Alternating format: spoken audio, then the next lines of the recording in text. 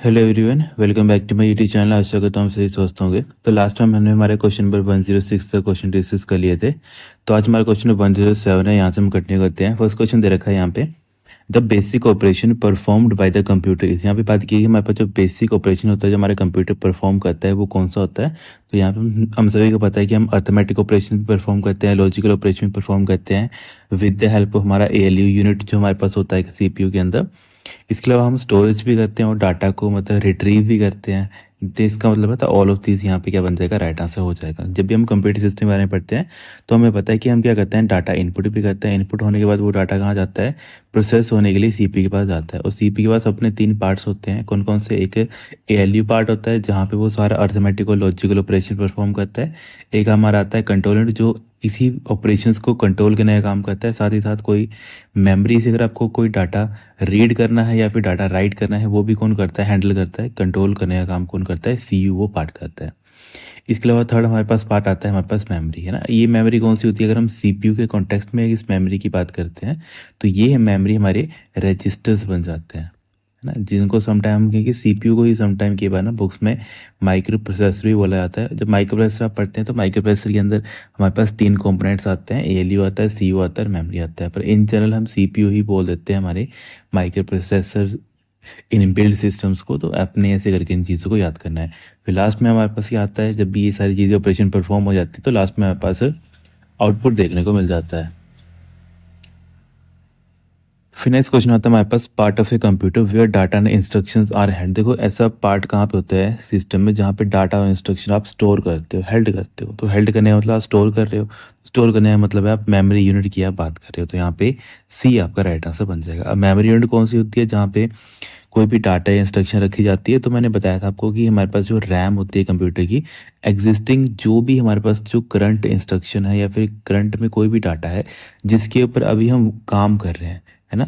तो समटाइम क्या बोल दिया जाता है, रैम को ही बोल दिया जाता है वर्किंग एरिया ऑफ कंप्यूटर, है ना, या फिर वर्किंग एरिया ऑफ सिस्टम। तो वो हमारा कौन सा बन जाता है, वो हमारा रैम बन जाता है। क्योंकि जितने भी प्रोग्राम है, जितने भी इंस्ट्रक्शंस है, प्रोग्राम लाइक जैसे आप मोबाइल की ही बात कर लो तो मोबाइल में जैसे आप व्हाट्सएप यूज़ करते हो, फेसबुक यूज़ करते हो, है ना। इसके अलावा आप मान लेते हैं कि आप गूगल क्रोम यूज़ करते हो। तो ये क्या है, आपके पास सेट ऑफ एप्लीकेशंस हैं। तो ये सारी की सारी कहाँ पे चलती हैं, आपकी रैम के ऊपर चलती हैं। जब आप इनको चलाते हो या फिर यूज़ करते हो तो वो आपकी रैम के ऊपर चलने का काम करती हैं। तो ये सारी चीज़ें होती हैं जो ईजी हैं, ज़्यादा टफ नहीं है। देन क्वेश्चन आता है हमारे पास, motherboard is also known as. हमारे पास मदरबोर्ड होता है, इसको हम क्या बोलते हैं, सिस्टम बोर्ड भी हम इसको बोल देते हैं। या फिर समटाइम हम इसको 2-3 नाम से जानते हैं। सिस्टम बोर्ड बोल सकते हो आप इसको, या तो आप इसको मेन बोर्ड बोल सकते हो, या तो आप इसको क्या बोल सकते हो, तो सर इसको हम PCB के नाम से भी जान सकते हैं, है ना। तो यहाँ पे क्या बन जाएगा, आपका B आपका राइट आंसर बन जाएगा। ये मोस्ट अप्रोप्रिएट राइट आंसर क्या बन जाता है मदरबोर्ड का, या तो हम PCB बोल देते हैं, या तो समटाइम हम इसको सिस्टम बोर्ड भी बोल देते हैं। तो अलग अलग नाम है, जो एग्जाम ने पूछा होगा तो आपने उसको वैसे ही राइट करना है। सिस्टम बोर्ड आ गया, PCB आ गया, या फिर मेन बोर्ड आ गया। कई बार एग्जाम में ना अलग अलग वे में लिखा होता है तो आपने हर एक ऑप्शन को एनालाइज करना होता है। तो इन तीनों में से कुछ भी राइट आंसर दिया होगा तो वो क्या बन जाएगा, हमारा राइट आंसर बन जाएगा। इसके अलावा हमारे पास PCB होता है, या फिर सिस्टम बोर्ड होता है, या फिर मेन बोर्ड होता है, या फिर मदरबोर्ड होता है। ये हम किस मटेरियल से बनाते हैं, तो इसके लिए सर हम मैक्सिमम सिलिकॉन जो हमारा मटेरियल होता है इसका हम यूज़ करते हैं, है ना। इसके लिए मैंने आपको बताया था सिलिकॉन, और एक हमारे पास जर्मेनियम भी आता है। 2 होते हैं, हम इन दोनों का यूज़ करते हैं। पर सबसे ज़्यादा हम सिलिकॉन का यूज़ इसीलिए करते हैं क्योंकि जो इसका हीट टॉलरेंस पावर होती है वो ज़्यादा होती है ना। अप्रोक्सीमेट ये 75 डिग्री सेल्सियस तक हीट को क्या कर सकता है, ये झेल सकता है। कौन, हमारा सिलिकॉन मटेरियल। पर जर्मेनियम इतना नहीं झेल सकता है, तभी हम सबसे ज़्यादा किसका यूज़ करते हैं, सिलिकॉन का हम यूज़ करते हैं। देन नेक्स्ट क्वेश्चन आता है हमारे पास, CPU comprises of control unit, memory and fill in the blank unit. Basically CPU के पास कौन कौन से यूनिट होते हैं, तो अभी मैंने क्या बताया, एक CPU होता है, एक हमारे पास रजिस्टर्स आते हैं, और एक हमारे पास अर्थमेटिक लॉजिक यूनिट आता है।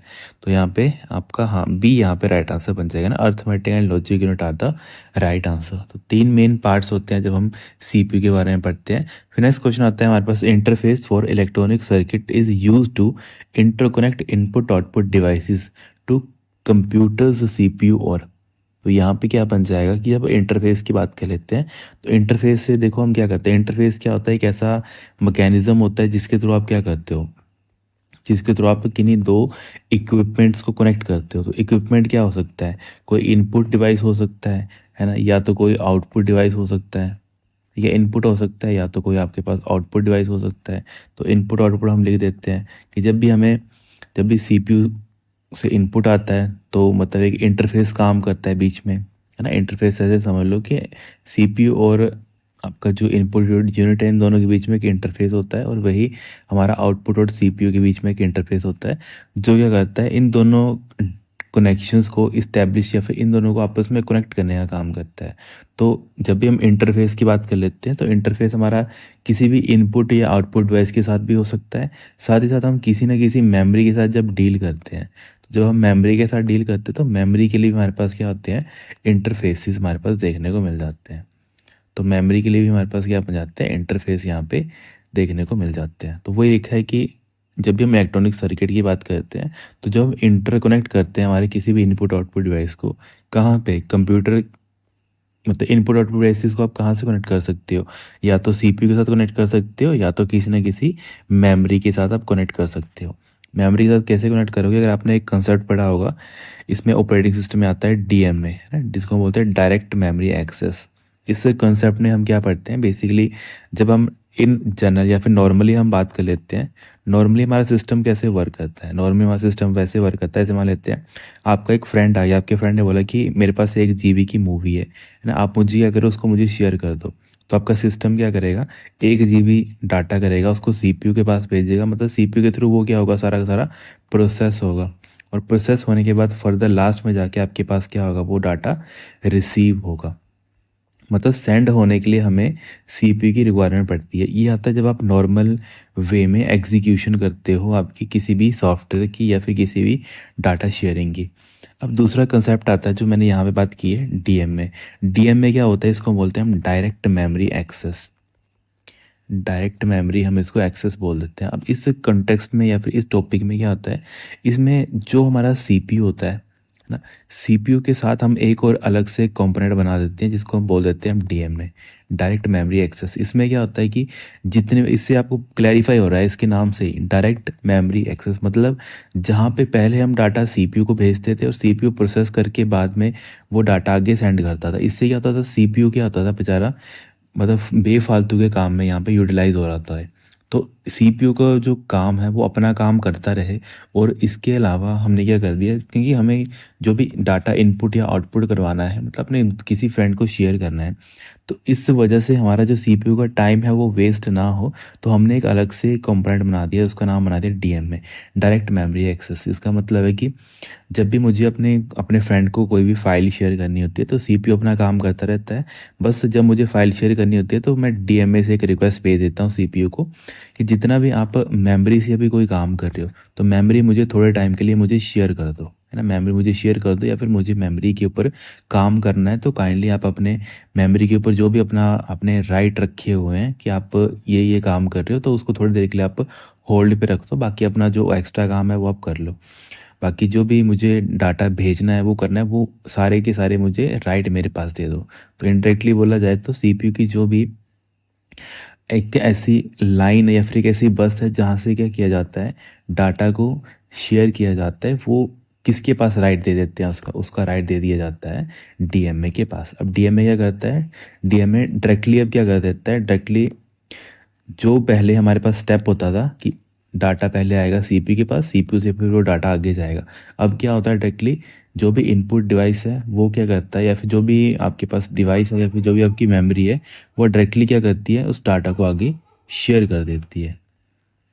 इससे क्या होता है कि जो बीच का जो सीपीयू का टाइम था वो यहाँ पे यूटिलाइज हो जाता है। तो ये भी इंपॉर्टेंट चीज़ है कि डीएमए हम क्यों यूज़ करते हैं, ताकि जो सीपीयू हमेशा हमारा जो फालतू के कामों में बिजी रहता था वो बिजी ना रहे। तो इसके लिए हम डीएमए का कंसेप्ट पढ़ते हैं जब हम ऑपरेटिंग सिस्टम के कॉन्टेक्स्ट में इसको पढ़ते हैं। तो यहाँ पे देखो क्या बन जाएगा आपका, बी आपका राइट आंसर बन जाएगा। तो ऐसे करके बस चीज़ें आपने अंडरस्टैंड करनी होती है कि क्या क्या राइट आंसर हो सकता है, क्या क्या वे में एग्जामिनर आपसे पूछ सकता है। बाकी देखो इंटरफेस की बात यहाँ पे पूछी है, तो इंटरफेस में बस आपने याद रखना है कि इंटरफेस हम यूज़ क्यों करते हैं। आपके मन में क्वेश्चन आ रहा होगा कि सर वाई हम इंटरफेस यूज़ क्यों करते हैं। एक्चुअल में क्या होता है ना, कई बार जो आपके बाहर के डिवाइस होते हैं, लाइक मान लेते हैं मेरे पास इनपुट डिवाइस है, मेरा ये मेरा बहुत स्लो है, ये बहुत ज़्यादा स्लो होता है एज़ कम्पेयर टू जब हम बात कर लेते हैं हमारे सीपीयू की। हमें पता है सीपीयू की जो काम करने की क्षमता है वो काफ़ी फास्ट है ना? हम ऐसे बोल सकते हैं काफ़ी फास्ट है, या फिर ऐसे बोल सकते हैं अल्ट्रा फास्ट है सर। अल्ट्रा फास्ट इसकी कैपेसिटी है। तो देखो इन दोनों की स्पीड को मैच करने के लिए, है ना? इन दोनों को स्पीड को मैच करने के लिए हमें क्या लगाना पड़ता है बीच में? इंटरफ़ेस को यूज़ करना पड़ता है। ये मतलब होता है इंटरफ़ेस का कि हम क्या करते हैं कि जो बाहर से स्लो डिवाइस जिसके थ्रू हम इनपुट लेते हैं या फिर आउटपुट भी हम देते हैं, वो बहुत स्लो होते हैं। तो क्योंकि इनपुट और सीपीयू की स्पीड को आपस में मैच करवाना, इन दोनों की जो स्पीड का डिफ़रेंस होता है, इनको एक तरीके से अ, ख़त्म करना, तो उसके लिए हमें क्या करना पड़ता है? इंटरफ़ेस का यूज़ करना पड़ता है। तो देखो सारे क्वेश्चन ऐसे-ऐसे क्वेश्चन होते हैं जो एग्ज़ाम में पूछे जाते हैं, तो आपने ये सारी चीज़ें क्लेरिफ़ाई करनी है। देन हमारे पास नेक्स्ट क्वेश्चन आता है, personal computer use the number of chips mounted on the main circuit board, what is the common name for such board? तो कॉमन नेम हम क्या बोल देते हैं इसको? मदरबोर्ड हम बोल देते हैं। अभी मैंने आपको ऊपर बताया कि क्या-क्या क्वेश्चन हो सकते हैं। मदरबोर्ड हो सकता है, मेन बोर्ड हो सकता है ना? इसके अलावा प्रिंटेड सर्किट बोर्ड जिसको हम पीसीबी के नाम से जानते हैं, वो हो सकता है। देन नेक्स्ट क्वेश्चन है हमारे पास, what is the function of control unit? तो कंट्रोल यूनिट का फंक्शन क्या होता है? इसका मतलब होता है, अगर हम कंट्रोल यूनिट की बात कर लेते हैं, कोऑर्डिनेशन करने का काम करता है। तो कोऑर्डिनेशन करने का मतलब क्या होता है कि वो क्या करता है?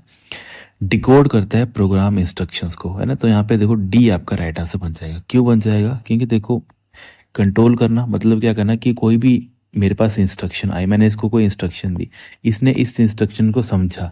समझने का मतलब क्या है कि इसने इसको डिकोड किया। डिकोड करने के बाद ही क्या करेगा? वो अपना एक्शन परफॉर्म कर पाएगा।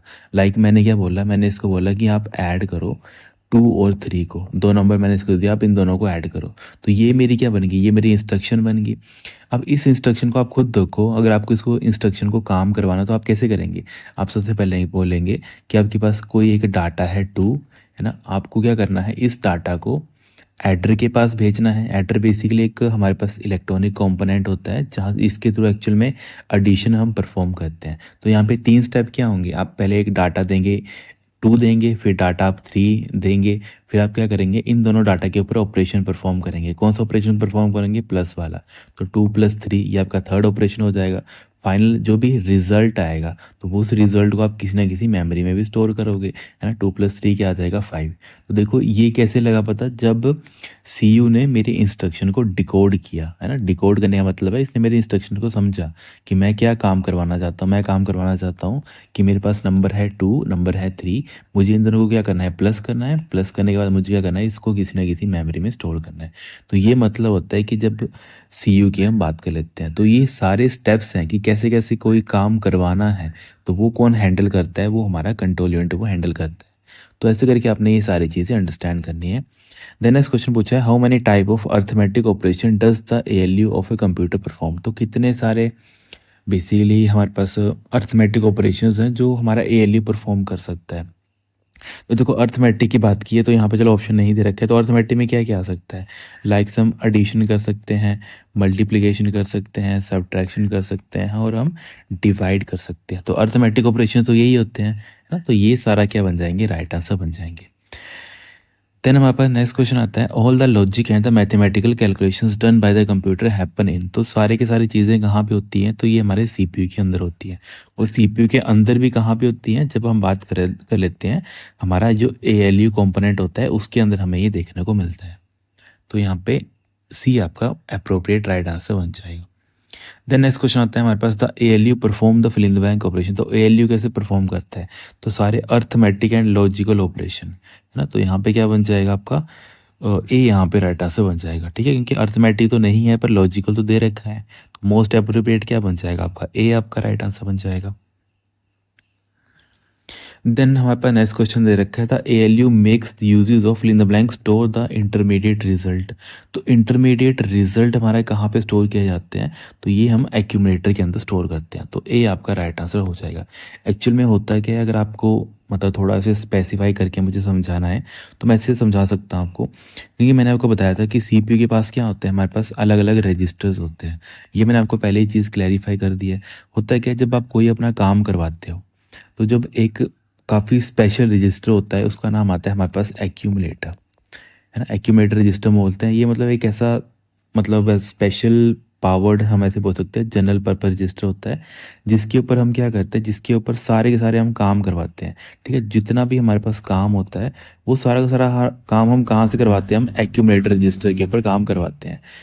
तो एक्यूमुलेटर रजिस्टर के ऊपर हम काम तो करवाते हैं, पर ये क्या करता है कि जब भी वो काम परफॉर्म कर लेता है तो काम, किसी भी काम होने के बाद कोई ना कोई उसका रिजल्ट तो आता है, कोई ना कोई उसकी आउटकम तो मिलती है हमें, है ना। आउटकम बोलो या फिर रिजल्ट बोलो, तो जो रिजल्ट होता है तो वो रिजल्ट भी फर्दर क्या करता है, अपने अंदर स्टोर करने का काम करता है। इसको विद एग्जांपल आप ऐसे समझ लो कि जैसे मैंने बोला कि मेरे पास अलग अलग रजिस्टर होते हैं हमारे सीपीयू के अंदर।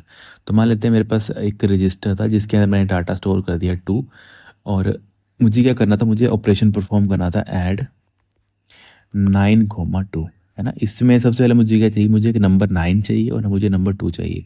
तो इससे क्या होगा, मेमोरी से मैं एक नंबर 9 लेकर आऊँगा और वो उसको कहाँ स्टोर कर दूंगा, एक्यूमुलेटर के अंदर स्टोर कर दूंगा। ठीक है, फिर 9, क्योंकि यहाँ पे एडिशन परफॉर्म करना है तो 9 प्लस, तो प्लस, और तो अब सेकंड मेमोरी कौन सी है, मेरी सेकंड मेमोरी सर यहाँ पे है, जो मेरी दूसरे रजिस्टर के अंदर पड़ी है। एक में एक जो हमारे पास मेमोरी है या फिर एक जो डाटा है हमारे पास, वो ऑलरेडी हमने एक्यूमुलेटर के अंदर लिखा हुआ है, जबकि जो दूसरा है उसको हमें दूसरी मेमोरी से लेकर आना है। तो जैसे मैं इसको लेकर आऊँगा मेमोरी के पास, तो 9+2, तो 9+2 मतलब अब क्या होगा, एक्यूमुलेटर के अंदर ही सारा सारा काम होगा। काम क्या होगा, काम मतलब मुझे इन दोनों नंबरों को प्लस करना है। तो 9+2 कितना हो गया, तो 9+2 हमारे पास 11 हो गया। तो जैसे ही 11 रिजल्ट आया, तो इस रिजल्ट ने क्या किया, जो एग्जिस्टिंग यहाँ पे जो वैल्यूज़ थी इनको यहाँ से हटाया, और यहाँ पे कितना आ जाएगा, इन दोनों का जो रिजल्ट है, तो इन दोनों का रिजल्ट कितना आया था, 11 यहाँ पे आ गया। तो वही बोलने का मतलब है कि एक स्पेशल ऐसा रजिस्टर होता है जो स्टोर भी करता है, मतलब कैलकुलेट भी करता है, प्लस स्टोर भी करता है किस चीज़ को, इंटरमीडिएट रिजल्ट को, कि दो ऑपरेशन करने के बाद जो भी रिजल्ट आता है उसको भी वो अपने अंदर स्टोर करने का काम करता है। तो वो क्या आता है हमारे पास 11। तो ऐसे करके आपका जो एक्यूमुलेटर है वो वर्क करता है। चलो ये तो मैंने 2 का एग्जांपल लिया, इसके अलावा हम 3 का एग्जांपल भी ले सकते हैं। जैसे कभी बोलेंगे कि सर अगर 3 डिजिट्स हो गए तो 3 अगर आपको चीज़ें प्लस करनी है, जैसे 9+9, कॉमा आपको 5 भी प्लस करना है, तो यहाँ पे देखो कुछ नहीं है, 5 में यहाँ पे मेमोरी में लिख देता हूँ। आपने 9 और 2 को तो प्लस कर लिया, कितना आ गया, 11 आ गया। अब फिर से सेम 5 को फिर से यहाँ से उठाया मेमोरी से, रजिस्टर से, और यहाँ पे इसको प्लस कर दिया, 11+5, तो 11+5 कितना हो गया, 16 हो गया। तो जैसे 16 हो गया तो उसके बाद फिर से सेम वही, वो कैलकुलेशन परफॉर्म होने के बाद यहाँ पे वो मेमोरी को क्या कर देगा, रिप्लेस कर देगा। तो वही मतलब है कि इंटरमीडिएट रिजल्ट, जैसे 11 क्या था हमारा, 11 हमारा इंटरमीडिएट रिजल्ट था, एक्चुअल रिजल्ट नहीं था। पर जब हम किन्हीं दो वैल्यू को प्लस करते हैं तो इन दोनों का जो रिजल्ट आता है, रिजल्ट कितना आया था हमारे पास, 11 आया था। तो 11 क्या है, एक इंटरमीडिएट रिजल्ट हमारे पास बन जाता है। तो ऐसे करके आपने चीज़ें जस्ट अंडरस्टैंड करनी होती है, ज़्यादा टफ नहीं होती हैं, बस आपको उस वे में समझाया नहीं जाता है कि कैसे ये चीज़ें एक्चुअल में एक मेमोरी में वर्क करती हैं। बस आपने ये चीज़ें क्लैरिफाई अपनी करनी है। फिर नेक्स्ट क्वेश्चन आता है हमारे पास, which of the following hold the ROM CPU RAM expansion card. तो ये सारे हमारे मदरबोर्ड के ऊपर हमारे होते हैं, तो सी यहाँ पे राइट आंसर आपका बन जाएगा। देन आपका नेक्स्ट क्वेश्चन आता है, when the CPU detect an interrupt then it save its. तो बेसिकली जब सीपीयू डिटेक्ट करता है किसी इंटरप्ट को, तो वो क्या करता है, वो अपना जो करंट स्टेट होता है उसको, वो स्टेट को क्या करता है, एक तरीके से सेव करने का काम करता है। तो यहाँ पे सी आपका राइट आंसर बन जाएगा। एक्चुअल में होता है क्या, जब आप ऑपरेटिंग सिस्टम के बारे, ये बेसिकली ऑपरेटिंग सिस्टम का ही मतलब कंसेप्ट है। होता है क्या है कि जैसे मान लेते हैं कि सीपीयू अपना कोई ना कोई काम कर रहा है ना, सीपीयू अपना काम कर रहा है कोई ना कोई। अब क्या हुआ कि बीच में मुझे क्या करा, मैंने मतलब कोई भी अपना गाना लगाना है, फिर कुछ भी लगाना है, कोई भी चीज़ परफॉर्म करनी है। इवन मैंने अपने सिस्टम के ऊपर, जैसे आप मोबाइल यूज़ करते हो तो मोबाइल को आप क्या करते हो, बार बार स्क्रॉल करते हो या फिर बार बार उसको टच करते हो। तो टच करने का, टच भी कर रहे हो जो मोबाइल को, अपने मोबाइल फ़ोन को, तो तब भी आप क्या कर रहे हो, आप उसको इंटरप्ट कर रहे हो, है ना। इंटरप्ट करने का मतलब क्या है कि आप उसको बोल रहे हो कि भाई अब मेरा काम कर, बाकी जो आपका काम है उसको आप होल्ड पे रख दो। तो ऐसा क्या होता है, जब सीपीयू अपना काम कर रहा होता है और इन बिटवीन जब यूज़र अपना कोई काम दे देता है सीपीयू को, तो इस टाइम पे क्या किया जाता है, सीपीयू का जो काम चल रहा था, मान लेते हैं सीपीयू अपना कुछ काम कर रहा था, और पर इसी दौरान मैंने क्या कर दिया, बीच में उसको इंटरप्ट कर दिया। मैंने बोला कि भाई मेरा यूज़र का काम है, पहले तूने वो करना है। तो सीपीयू क्या करता है, अपना जो एग्जिस्टिंग काम जिसके ऊपर वो काम कराता है, इसको वो सेव करके रख लेता है। सेव करके रख लेता है। सेव करने का मतलब है कि वो क्या करता है कि जिसके ऊपर वो काम कराता है, मतलब जो करंट उसका काम है, या फिर हम समटाइम ऐसे ही बोल देते हैं कि करंट काम, या फिर जो करंट उसका स्टेट है उसको वो क्या करता है, सेव करके रख लेता है ना। करंट जो स्टेट होता है उसको वो सेव करके रख लेता है, ताकि जैसे ही यूज़र का जो काम था, जैसे ही यूज़र का काम ख़त्म हो जाता है तो उसके बाद क्या करता है वो यहीं से आगे रिज्यूम कर देता है। जैसे होता है ना कि कई बार आप मूवी चला रहे होते हो, फिर आपको बीच में ब्रेक आ जाता है, फिर आप उसको रोक देते हो मूवी को, फिर आप अपना काम करते हो, उसके बाद फिर से मूवी को रिज्यूम कर देते हो। जस्ट वैसे ही ये काम करता है।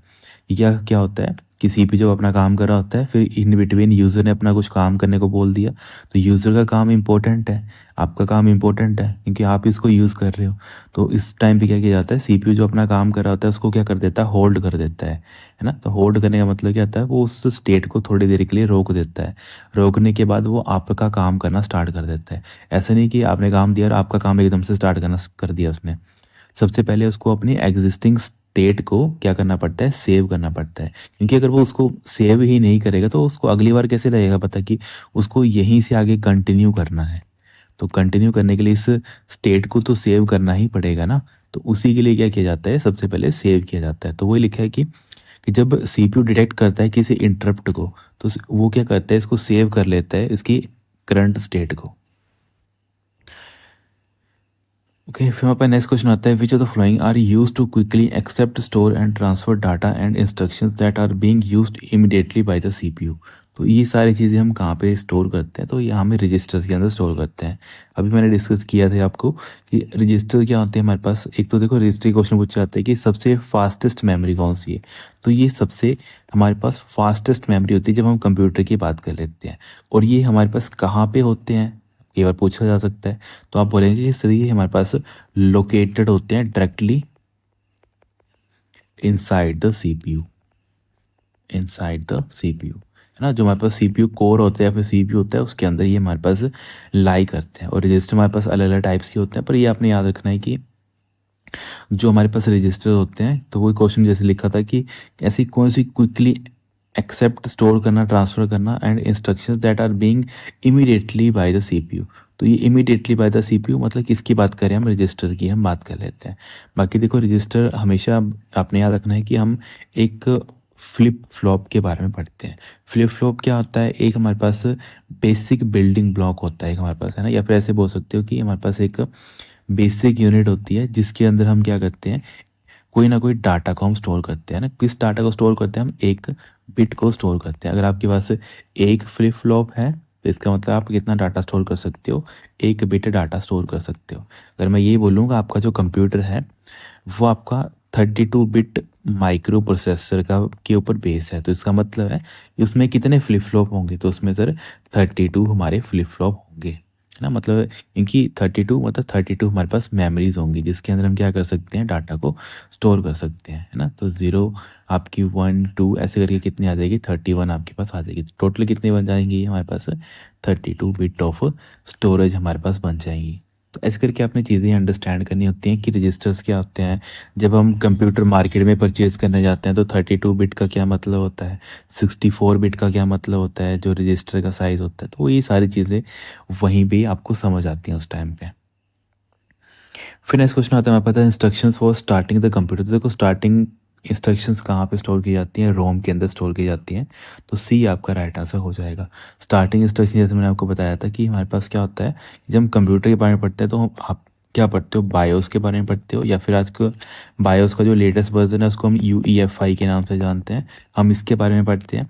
जिसके अंदर क्या होता है, इसके अंदर हमारी बूटिंग की इंस्ट्रक्शंस होती हैं, है ना। बूट इंस्ट्रक्शन आप इसको बोल देते हो कि बूटिंग इंस्ट्रक्शन होती है। और बूट इंस्ट्रक्शंस क्या होती हैं, ये आपको बताती हैं, शुरुआती इंस्ट्रक्शन क्या बताती हैं कि जो आपका ऑपरेटिंग सिस्टम है ना, ऑपरेटिंग सिस्टम है वो मतलब कहाँ से आपको स्टार्ट करना है। मतलब जब आपने सिस्टम अपना ऑन करना है तो ऑपरेटिंग सिस्टम आपका कहाँ से स्टार्ट हो रहा है, तो ये कौन बताता है, ये आपको बूटिंग इंस्ट्रक्शन आपको बताने का काम करती है।